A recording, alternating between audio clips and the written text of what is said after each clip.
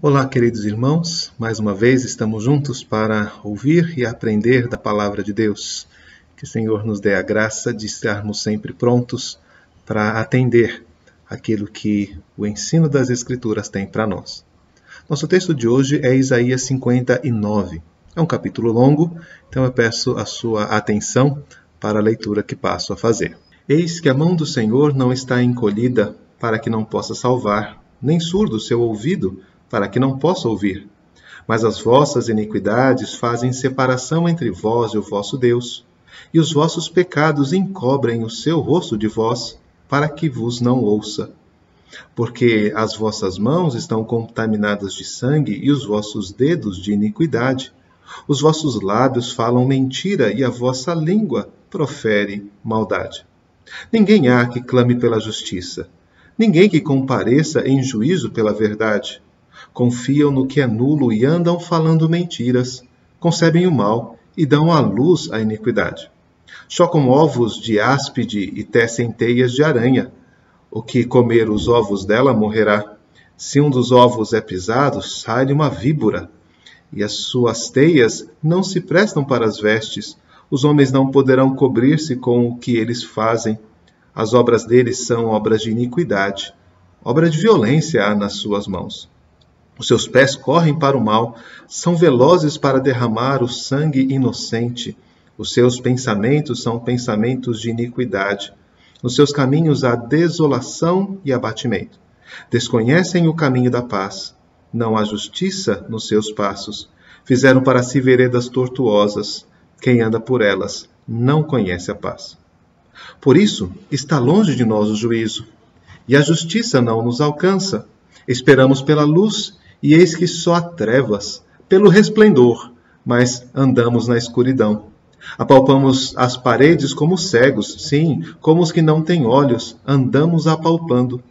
Tropeçamos ao meio-dia como nas trevas, e entre os robustos somos como mortos. Todos nós bramamos como ursos e gememos como pombas. Esperamos o juízo, e não há salvação, e ela está longe de nós. Porque as nossas transgressões se multiplicam perante ti e os nossos pecados testificam contra nós. Porque as nossas transgressões estão conosco e conhecemos as nossas iniquidades, como o prevaricar, o mentir contra o Senhor, o retirarmos-nos do nosso Deus, o pregar opressão e rebeldia, o conceber e proferir do coração palavras de falsidade. Pelo que o direito se retirou e a justiça se pôs de longe. Porque a verdade anda tropeçando pelas praças e a retidão não pode entrar. Sim, a verdade sumiu, e quem se desvia do mal é tratado como presa. O Senhor viu isso e desaprovou não haver justiça.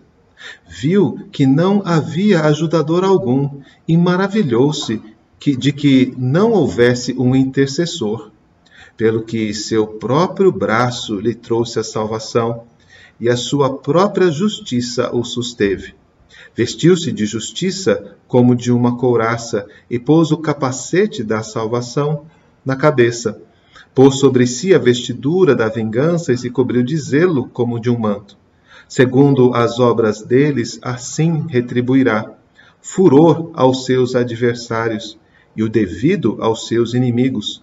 As terras do mar dar-lhes-á a paga. Temerão, pois, o nome do Senhor, desde o poente, e a sua glória, desde o nascente do sol. Pois virá como torrente impetuosa, impelida pelo Espírito do Senhor. Virá o Redentor a Sião, e aos de Jacó que se converterem, diz o Senhor. Quanto a mim, esta é a minha aliança com eles. Diz o Senhor, o meu Espírito, que está sobre ti, e as minhas palavras, que pus na tua boca, não se apartarão dela, nem da de teus filhos, nem da dos filhos de teus filhos, não se apartarão, desde agora e para todo sempre, diz o Senhor. Vamos orar? Concede-nos, ó Deus, a graça de, tendo ouvido a tua palavra, ser instruídos por ela. Ajuda-nos, ó Deus, a ter mentes e corações abertos, e move-nos com teu Espírito, para que hajamos de acordo com os princípios e orientações da Tua Palavra. É o que nós pedimos, em nome de Jesus. Amém. Frequentemente nós nos declaramos pecadores, mas nem sempre encaramos na prática a realidade e o efeito dos nossos pecados. Acabamos agindo com uma imagem falsa de nós mesmos, de que somos pessoas de bem e somos pessoas bem relacionadas. E nesse aspecto, corremos um sério risco de sermos eventualmente desmascarados por Deus ou por nossos irmãos. Mas em algumas ocasiões, os pecados que cometemos são tão evidentes que não temos como deixar de reconhecê-los e de perceber como eles dominam a nossa vida. É nessa hora que somos obrigados a ouvir o ensino bíblico sobre o efeito dos nossos pecados e a solução do Senhor para eles. E é nesta hora que devemos nos lembrar que é a submissão à palavra e deixar que o Espírito trabalhe e limpe os nossos corações a única forma de ter uma vida justa e agradável diante de Deus. No capítulo 58, Isaías havia declarado o modo como Israel poderia ter comunhão com Deus e o jejum que agrada ao Senhor. E ele agora, no capítulo 59, mostra que o Senhor está disposto a caminhar em comunhão conosco. No entanto, ele lista uma grande quantidade de pecados que assolavam o povo de Deus naqueles dias.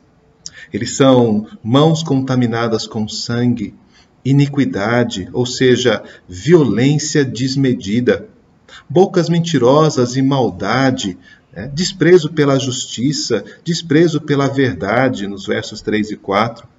Mais adiante ele fala do prevaricar, que é a falta de compromisso, a resistência à palavra de Deus, não ouvir e não atender aquilo que Deus havia dito, a defesa, a pregação da opressão e da rebeldia e o engano propriamente dito. Uma lista grande de pecados que mostram que Israel estava se afastando de Deus ao invés de se aproximar dele. Esse é um quadro terrível, para o qual a palavra de Deus vem nos trazer orientação e solução. Porque nós também enfrentamos estas coisas, e elas também se manifestam no meio de nós, às vezes veladamente e muitas vezes abertamente. Por isso, é necessário que a gente olhe para o ensino deste capítulo, para que essas coisas não tomem conta de nossa igreja. Inicialmente, Isaías 59 nos ensina por que não devemos permitir que o pecado permaneça no nosso meio. Ele vai nos demonstrar uma série de efeitos que o pecado tem sobre nós e vai nos incentivar a resistir este pecado, buscando o auxílio do Senhor. A primeira coisa é bem conhecida deste capítulo: os pecados fazem separação entre nós e o nosso Deus. Nós temos um Deus bondoso e gracioso, um Deus que quer cuidar de nós e dirigir a nossa vida. No entanto, quando nos entregamos ao pecado, seja particularmente, seja na vida como igreja comunitária, nós estamos nos afastando do Senhor e nossas orações passam a não ser ouvidas.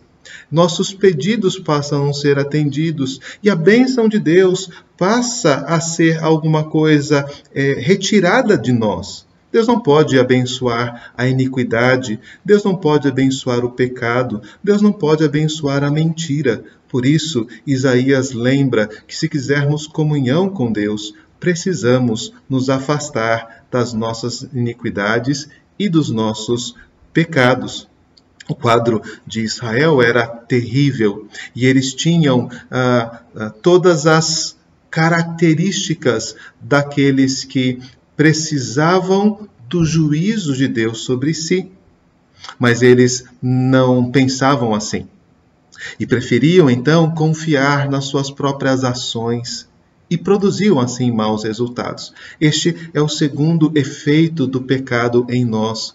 Ao nos afastar de Deus, buscamos as nossas próprias soluções, buscamos os nossos próprios caminhos.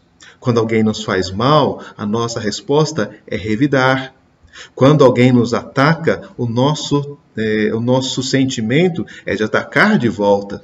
Se alguém nos fez alguma coisa que nós não gostamos, nós guardamos e um dia nós daremos o troco. É isso que o texto chama aqui de chocar ovos de áspide. É plantar coisas, é deixar guardadas coisas que lá na frente vão nos matar, vão nos envenenar e vão criar sobre nós não a solução que precisamos. É como se alguém estivesse se vestindo com teias de aranha. Isso apenas traz um sentimento de ruim, um sentimento de gosto ruim na boca, mas isso não pode trazer vestes, isso não pode trazer proteção, isso não pode trazer o cuidado que nós precisamos.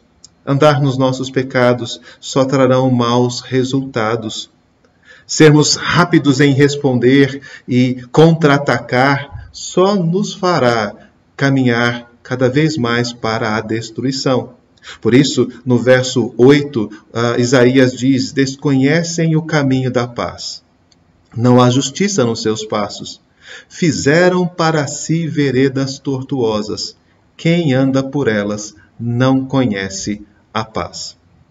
Quando nós nos afastamos de Deus e quando deixamos que o pecado esteja no nosso meio, assim são os nossos caminhos. Mas o texto diz mais. Diz que por conta dessa situação, nós esperamos que as coisas se resolvam e no final das contas elas ficam apenas piores. Esperamos o juízo, mas a justiça não alcança, diz o verso 9. Esperamos pela luz, mas só existem trevas. E nós andamos como cego e no meio-dia nós não conseguimos enxergar as coisas e nós somos como mortos. O caminho do pecado, o caminho do mal, só gera angústia e aflição. Eles sempre vão nos levar à conclusão de que não conseguimos resolver. Eles sempre vão nos levar à conclusão de que estamos em condição pior do que aquela que começamos. E então os nossos gemidos, então os nossos gritos, eles podem ser altos e fortes como o do urso, ou baixos, e delicados como o da pomba, mas o sofrimento está lá. Não existe salvação. Mas o pior de tudo é que os nossos pecados nos levam à reprovação do Senhor. Uma igreja que quer ter comunhão com Deus não pode andar nos caminhos onde Deus diz: eu não estou gostando do que eu estou vendo. Não foi para isso que eu os salvei. Não foi para isso que eu os reuni como igreja neste lugar. O Senhor olhou para tudo isso nos dias de Isaías e ele não gostou daquilo que estava vendo. Mais do que isso, ele não gostou e não aprovou o fato de não haver ninguém ali que intercedesse e ninguém ali que ajudasse. Quando nós pensamos na realidade dos nossos pecados, nós temos que lembrar o quanto eles podem se aprofundar na nossa vida. Tratar o pecado de maneira indevida, de maneira leve, de maneira descomprometida, só nos fará aprofundar mais a nossa ansiedade, a nossa angústia e a nossa tristeza. E só nos fará ficar cada vez mais longe do Senhor, das suas graças e das suas bênçãos. Mas o Senhor tem uma solução e o Senhor tem uma resposta para o problema do pecado. Na verdade, essa é a história da Bíblia como um todo, a história da redenção dos nossos pecados. É isso que nos faz igreja. Não é nem tanto a nossa capacidade de evitar e resistir os pecados, mas é a obra de Deus nos pecados do seu povo. O que Deus faz quando vê o seu povo em rebeldia, em engano, sofrendo opressão e violência. Então, Isaías 59 nos ensina o que o Senhor faz para nos resgatar do pecado e retirar o pecado que muitas vezes se instala em nosso meio.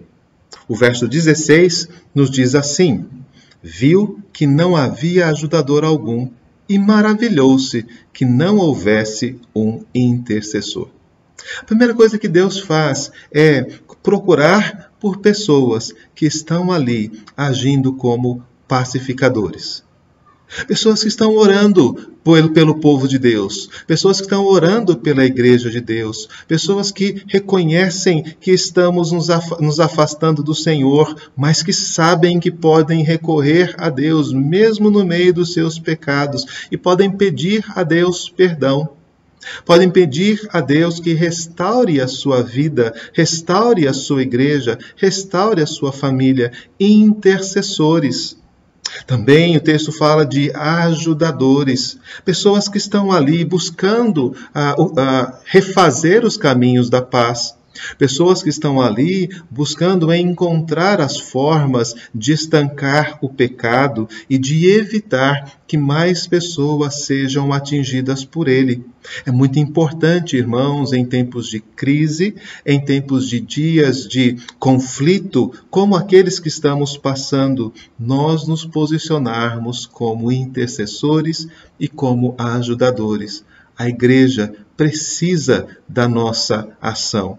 A igreja precisa da nossa atitude em busca do bem. E assim nós estaremos contribuindo com Deus para que haja restauração dos nossos pecados.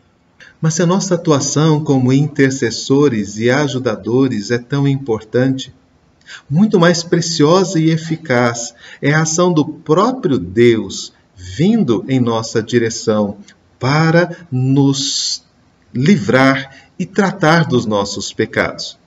É o que o texto diz: o Senhor não encontrou intercessor, o Senhor não encontrou ajudador, então o seu próprio braço lhe trouxe salvação e a sua própria justiça o susteve. Deus é aqui descrito como alguém que se levanta e se veste como um guerreiro. Somos apresentados aqui pela primeira vez a armadura de Deus, aquela que você conhece lá em Efésios capítulo 6.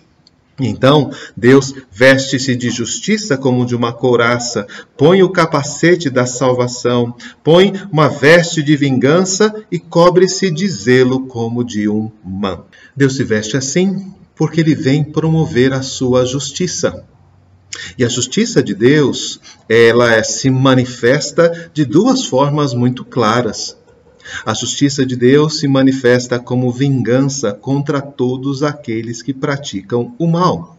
Então, o verso 18 diz: segundo as obras deles, assim retribuirá, furor aos seus adversários e o devido aos seus inimigos, às terras do mar dar-lhes-á a paga.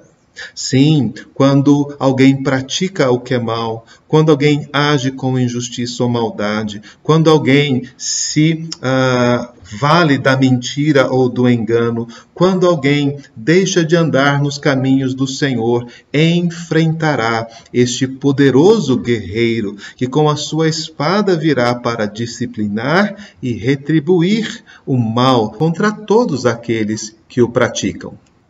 Quando o Senhor se propõe a ter comunhão com a sua igreja, ele precisa extirpar as fontes e aquilo que promove o mal no meio do seu povo. Muitas vezes, a história de Israel, nós vemos isso. Nós vemos a redenção de Deus, salvando e libertando o povo muitas vezes. Mas também vemos Deus trazendo ira e punição quando eles se enveredaram por maus caminhos. Chegaram até mesmo a serem exilados para que pudessem ser purificados do seu pecado.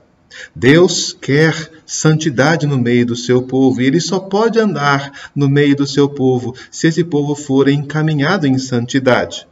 Mas ao mesmo tempo em que Deus traz a sua ira e a sua indignação contra o mal, nós encontramos Isaías anunciando a vinda do Redentor. E a vinda do Redentor em favor de todos aqueles que buscam o Senhor e pedem pela sua ajuda.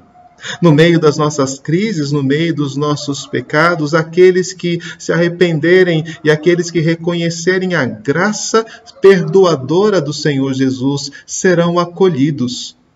O Senhor Jesus Cristo derramou seu sangue na cruz para que nós não tivéssemos que enfrentar a ira de Deus. E o Senhor então diz que o povo de Deus sofrerá sim o peso da sua ira, mas também experimentará a graça e a glória da sua salvação e da sua bondade. Esta promessa é oferecida a nós, uma promessa de salvação. E quando nos encontramos em crise, quando encontramos enfrentando lutas e pecados, o Senhor diz: o Redentor virá. E a chegada do Redentor trará alívio e restauração e salvação para a nossa alma. E então, nós encontramos o verso final do capítulo dizendo do compromisso do Senhor com o seu povo. Essas coisas não estão fazendo com que Deus reflita se deve ou não manter-se em aliança com a igreja. Da parte do Senhor, a aliança está garantida. Da parte do Senhor, a aliança está confirmada. E esta aliança afirma que o Espírito estará sobre eles. Afirma que as palavras do Senhor nas suas bocas e não se afastarão delas. Não se afastarão deles, nem dos seus filhos, nem dos seus netos, e não se afastarão deles para todo o sempre. O pacto eterno de redenção é a garantia da permanência da igreja. E ainda que sejamos assolados, e ainda que sejamos comprometidos pelos nossos pecados, o Senhor garante que enviará o seu Espírito para renovar em nós a santidade. E enviará a sua palavra para que nós possamos refazer os nossos caminhos e ao invés de chocar ovos de áspides, tenhamos uma palavra que edifica, que salva e que traz a paz. O Senhor garante a continuidade da sua igreja, o Senhor garante a continuidade do seu povo, mesmo quando os pecados se manifestam no seu meio. Celebrar a história da igreja é celebrar esse compromisso de Deus conosco. Essa história de que houve sim pecados e crises terríveis no nosso meio, mas o Senhor esteve presente e o Senhor esteve restaurando e restabelecendo a justiça no nosso meio. Aqueles que andaram de forma indevida foram corrigidos e disciplinados por Deus. E aqueles que buscaram por salvação e buscaram por santificação foram atendidos. Os nossos pais enfrentaram isso, nós enfrentamos isso, e assim será daqui para frente em relação aos nossos filhos. A igreja, sim, passa por momentos de crise e de pecado. Às vezes, conseguimos logo perceber e buscar a ajuda do Senhor. Por vezes deixamos que essas coisas se enraizem e cresçam no nosso meio. Mas então o próprio Senhor vem e Ele age com o seu poder, trazendo justiça e trazendo salvação.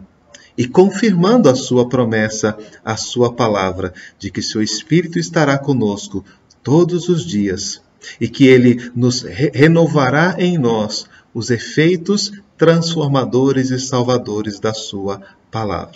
Que Deus nos abençoe como Igreja de Vila Maria e que em nossos pecados e falhas e crises nós lembremos que o Senhor está em nosso meio, trazendo justiça, trazendo salvação e trazendo santificação pelo seu Espírito e pela sua palavra. Que Deus nos abençoe. Amém.